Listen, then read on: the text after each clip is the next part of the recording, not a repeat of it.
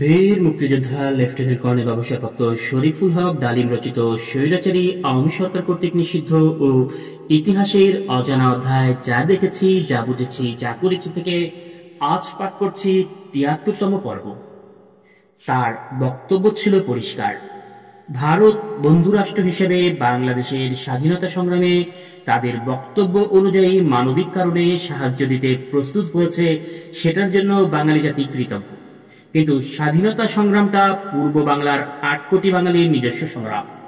এই সংগ্রাম তাদেরই সংগ্রামকে সংগঠিত করতে হবে। যে কোনো ত্যাগের বিনিময়ে তাদেরকেই অর্জন করতে হবে জাতীয় স্বাধীনতা সংগ্রামের নেতৃত্ব, ও সব দায়িত্ব থাকতে হবে মুক্তিফৌজ কমান্ড ও প্রবাসী বাংলাদেশি সরকারের অধীনে। জনাব ওসমানী নীতির এই প্রশ্নে কখনোই আপোষ করেনি। এই বিষয় নিয়ে তৎকালীন প্রবাসী সরকারের নেতৃত্বের সাথে অনেক বিতর্ক হয়েছে কিন্তু তার এই নীতির প্রতি সমর্থন দেননি আওয়ামী লীগের বেশিরভাগ নেতৃত্ব ও গণপরিষদ সদস্যরা। তারা তখন নিজ নিজ ক্ষমতার বলয় তৈরি করতে ব্যস্ত। তাদের প্রায় সবার মাঝেই এক ধরনের উদ্ভট চিন্তা কাজ করছিল। শুধু রাজনৈতিক নেতৃবৃন্দই নয়, অনেক আমলা, এমনকি মুক্তিযোদ্ধাদের সুবিধাবাদী নেতৃত্বের মাঝেও সেই একই চিন্তার প্রতিফলন দেখা যাচ্ছিল। তাদের ধারণা ছিল মুক্তিযুদ্ধ যে কারণেই হোক শুরু হয়ে গেছে। প্রতিরোধ সংগ্রামকালে পূর্ব পাকিস্তানের প্রায় সব অঞ্চল থেকে কোটি কোটি টাকা ও সম্পদ লুণ্ঠন করে নিয়ে হিজরত করে চলে আসা হয়েছে নিরাপদ আশ্রয় ভারতে। একজন মুক্তিযোদ্ধা হিসেবে বলতে লজ্জা লাগলেও বলতে হচ্ছে, পূর্ব পাকিস্তান থেকে পালিয়ে আসা অনেক বুদ্ধিজীবী ও হোমরা চোমরা পদস্থ ব্যক্তিরাও মুক্তিযোদ্ধাদের বীরত্বপূর্ণ মুক্তি সংগ্রামকে দেখতে অত্যন্ত নেতিবাচক দৃষ্টিতে। তারা মনে করতেন বাঙালি মুক্তিযোদ্ধারা কখনোই পাকিস্তান হানাদার বাহিনীকে পরাস্ত করে এদেশ স্বাধীন করতে সক্ষম হবে না। পাকিস্তান বাহিনীকে পরাজিত করতে সরাসরি ভারতীয় সেনাবাহিনীর হস্তক্ষেপ অবশ্যই অতি প্রয়োজনীয়। রক্তক্ষয়ী দীর্ঘস্থায়ী সংগ্রামে অংশগ্রহণ করার ইচ্ছা অথবা যোগ্যতা তাদের অনেকেরই ছিল না।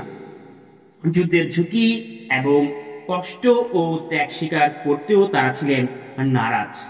এতে করেই তাড়াতাড়ি হজ শেষ করে প্রবাসী জীবনের থেকেই রেহাই পেয়ে দেশে ফিরলেন লুটেরা।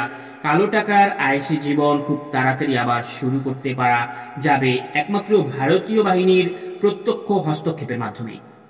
ভারতে হজ করার স্ট্যাম্প যখন একবার নিতে সক্ষম হয়েছেন তারা, তখন দেশে ফেরার পর তাদের কাজ কায়েম করার পথে বাধা কোথায়? তাই যত তাড়াতাড়ি সম্ভব দেশটাকে স্বাধীন করে দেওয়ার জন্য তাদের একাংশ গোড়া থেকেই ভারতের সরকারের বিভিন্ন মহল লবিং শুরু করে দিয়েছিল। সমস্ত প্রবাসী সরকারের মধ্যে শুধুমাত্র দুজন শুরু থেকে শেষ পর্যন্ত এ ধরনের উদ্যোগের বিরোধিতা দৃঢ়তার সাথে করে গিয়েছিলেন। তাদের একজন হলেন কর্নেল ওসমানী এবং দ্বিতীয় ব্যক্তি হলেন খন্দকার মোস্তাক আহমেদ।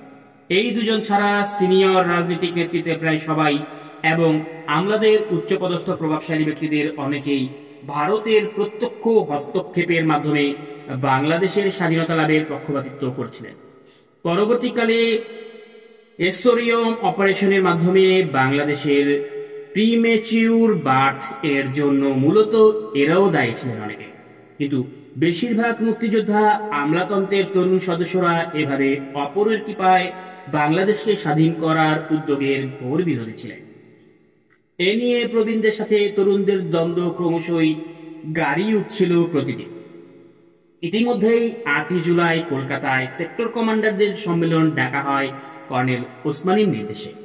কিন্তু সম্মেলনের কয়েকদিন আগে হঠাৎ করে একদিন ঘটল এক ঘটনা। ক্যাবিনেট মিটিংয়ে কর্নেল ওসমানী প্রধানমন্ত্রী তাজউদ্দিনকে সরাসরি ভাষায় হুঁশিয়ারি দিয়ে বললেন, ভারতের গোয়েন্দা ও সেনাবাহিনীর কর্তৃপক্ষ যদি মুক্তিযুদ্ধের ব্যাপারে একতরফা সিদ্ধান্ত নিয়ে তাদের কার্যক্রম চালাতে থাকেন, তবে শুধুমাত্র শিখণ্ডী কমান্ডার ইন চিফ হিসেবে মুক্তিযুদ্ধ পরিচালনার দায়িত্ব থেকে আমি স্বেচ্ছায় অব্যাহতি নিব। তিনি মিটিংয়ে জনাব তাজউদ্দিনকে প্রশ্ন করেন, বাংলাদেশের স্বাধীনতার সংগ্রামটা কাদের সংগ্রাম? এটা যদি ভারতের সংগ্রাম হয়ে থাকে তবে তারা সবাই কি তাদের হাতে ক্রিয়ানক হয়ে ইসলামাবাদ থেকে দিল্লিতে তথাকথিত স্বাধীন বাংলাদেশের রাজধানী হস্তান্তরের প্রচেষ্টায় লিপ্ত রয়েছি? ওই বক্তব্যের পর তিনি একটি পদত্যাগপত্র প্রধানমন্ত্রীর হাতে ধরিয়ে দিয়ে সকলকে স্তম্ভিত করে সভাকক্ষ ত্যাগ করেন। ঘটনাটা মুহূর্তের মধ্যে সমস্ত থিয়েটার রোড হেডকোয়ার্টার্সে ছড়িয়ে পড়ল। আমরা ইয়াং অফিসার যারা সেখানে উপস্থিত ছিলাম তাদের মাঝে ভীষণ উত্তেজনা সৃষ্টি হলো। আমাদের হাব ভাব দেখে কয়েক মিনিটের মধ্যে থিয়েটার রোড ছেড়ে সংসদ সদস্যদের দল, মন্ত্রীবর্গ সবাই কেটে পড়লেন। আমরা সোজা প্রধানমন্ত্রীকে গিয়ে অনুরোধ করলাম যে করেই হোক কর্নেল ওসমানীকে আপনার আশ্বাস দিতে হবে যাতে তাকে বাইপাস করে ভারতীয় কোনো কিছু না করে। আপনি যদি এই আশ্বাস তাকে দিতে পারেন তবে আমরা তাকে তার পদত্যাগপত্র ফিরিয়ে নিতে অনুরোধ জানাবো এবং যে করেই হোক তাকে রাজি করাবো। এটা যদি আপনি করতে ব্যর্থ হন তবে দুদিন পর সেক্টর কমান্ডারদের যে মিটিং এখানে হবে তার পরিণতি কি হবে সেটা আপনি নিশ্চয়ই ভালোভাবেই উপলব্ধি করতে পারছেন।